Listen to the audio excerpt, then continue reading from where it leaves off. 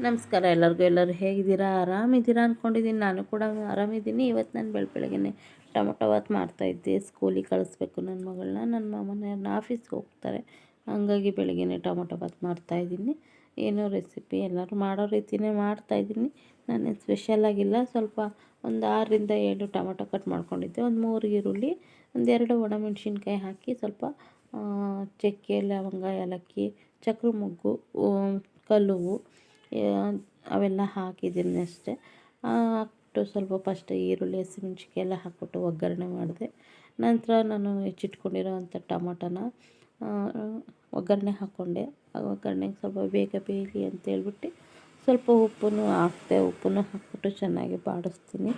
ಚೆನ್ನಾಗಿ ಬಾಡಿಸ್ಕೊಂಡ್ಮೇಲೆ ಸ್ವಲ್ಪ ಮೆತ್ತಗಾಗುತ್ತಲ್ಲ, ಆಮೇಲೆ ನೆಕ್ಸ್ಟ್ ಸ್ವಲ್ಪ ಮೆತ್ತಗಾಗಲಿ ಅಂತ ಉಪ್ಪನ್ನು ಹಾಕಿ ಬೇಯಿಸ್ಕೊಳ್ತಾ ಇದ್ದೀನಿ.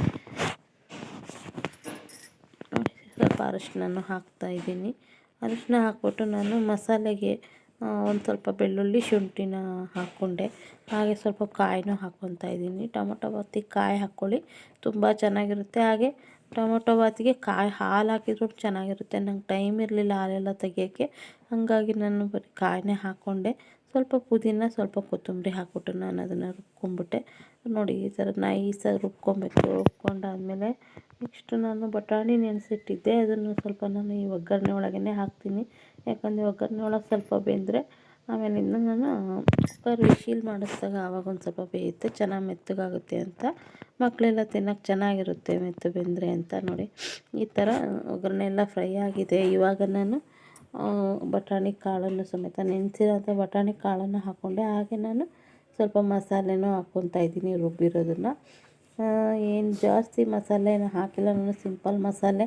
ತುಂಬ ಮಸಾಲೆ ಹಾಕಿದರೆ ತಿನ್ನೋಕ್ಕೂ ಆಗೋಲ್ಲ, ಮುಖಕ್ಕೆ ಹೊಡೆದಂಗೆ ಆಗುತ್ತೆ. ಹಾಗೆ ಸ್ವಲ್ಪ ನಾನು ಖಾರದ ಪುಡಿ ಹಾಕ್ಕೊಂಡೆ. ಟೊಮೊಟೊ ಬಾತಿಗೆ ಹಸಿಮೆಣ್ಸಿನ್ಕಾಯಿ ಎಲ್ಲ ಯೂಸ್ ಮಾಡೋದಕ್ಕಿಂತ ಖಾರದ ಪುಡಿ ಯೂಸ್ ಮಾಡಿದ್ರೆ ಟೇಸ್ಟಿಯಾಗಿರುತ್ತೆ, ಚೆನ್ನಾಗಿರುತ್ತೆ. ಎಲ್ಲನೂ ಹಾಕ್ಬಿಟ್ಟು ನಾನೀಗ ಅದನ್ನು ಚೆನ್ನಾಗಿ ಎಣ್ಣೆಯಲ್ಲಿ ಫ್ರೈ ಮಾಡ್ಕೊತಾ ಇದ್ದೀನಿ. ಸ್ವಲ್ಪ ಚೆನ್ನಾಗಿ ಎಣ್ಣೆ ಬಿಡಬೇಕಿದು. ಚೆನ್ನಾಗಿ ಎಣ್ಣೆ ಬಿಟ್ಟರೆ ಟೇಸ್ಟ್ ಚೆನ್ನಾಗಿರುತ್ತೆ. ಸ್ವಲ್ಪ ಬಟಾಣಿ ಅದೆಲ್ಲನೂ ಚೆನ್ನಾಗಿ ಬೇಯಲಿ ಅಂತ ಮಸಾಲೆ ಎಲ್ಲ ಚೆನ್ನಾಗಿ ನಾನು ಎಣ್ಣೆಯಲ್ಲೇ ಫ್ರೈ ಮಾಡ್ಕೊತಾ ಇದ್ದೀನಿ. ನೆಕ್ಸ್ಟ್ ನಾನು ಅಕ್ಕಿನ ಮೊದಲೇ ತೊಳೆದ್ಬಿಟ್ಟು ಒಂದು ಅರ್ಧ ಗಂಟೆ ನೆನೆಸಿದ್ದೆ. ಅರ್ಧ ಗಂಟೆ ನೆನೆಸಿದ್ದೆ ಅಷ್ಟೇ. ಇವಾಗ ಅಕ್ಕಿನ ಹಾಕ್ಕೊತೀನಿ. ಅಕ್ಕಿ ಹಾಕ್ಕೊಂಬಿಟ್ಟು ನಮಗೆ ಎಷ್ಟು ಬೇಕೋ ಅಷ್ಟು ಅಳತೆಗೆ ನೀರು ಹಾಕ್ಕೊಂಬಿಟ್ರೆ ಆಯಿತು. ನೋಡಿ, ಈ ಥರ ಮಸಾಲೆನ ಚೆನ್ನಾಗಿ ಫ್ರೈ ಮಾಡ್ಕೊಬೇಕು. ಫ್ರೈ ಮಾಡಿಕೊಂಡ್ರೆ ತುಂಬ ಚೆನ್ನಾಗೇ ಬರುತ್ತೆ. ಟೊಮೊಟೊ ಬಾತಿಗೆ ಏನಪ್ಪ, ನಾವು ರುಬ್ಬಿರೋವಂಥ ಹಸಿ ಕಾಯಿಂದೆಲ್ಲ ಸ್ಮೆಲ್ ಹೋಗೋ ತನಕ ನಾವು ಸ್ವಲ್ಪ ಚೆನ್ನಾಗಿ ಫ್ರೈ ಮಾಡಿಕೊಂಡು ಸ್ವಲ್ಪ ಸೋಂಪು ಕಾಳು ಹಾಕ್ತಾಯಿದ್ದೀನಿ. ಮುಂಚೆನೇ ಹಾಕಬೇಕಿತ್ತು, ಮರ್ತೋಗ್ಬಿಟ್ಟಿತ್ತು. ಹಂಗಾಗಿ ನಾನು ಈಗ ಒಗ್ಗರಣೆಗೆ ಹಾಕ್ತಾಯಿದ್ದೀನಿ. ಇನ್ನೂ ಫ್ರೈ ಮಾಡೋದ್ರಿಂದ ಏನು ತೊಂದರೆ ಇಲ್ಲ, ಹಾಕ್ಕೋಬೋದು.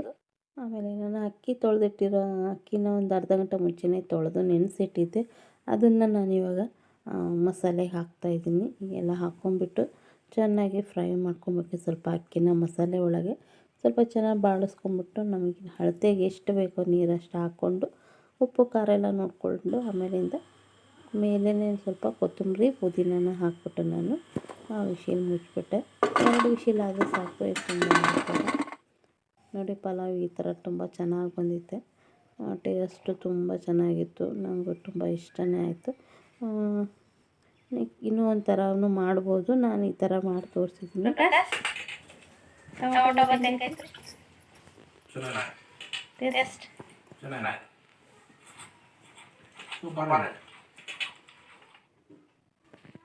ನಾನು ಪಲಾವ್ ಎಲ್ಲ ತಿಂದೆ, ತುಂಬ ಚೆನ್ನಾಗಿತ್ತು ಟೇಸ್ಟ್.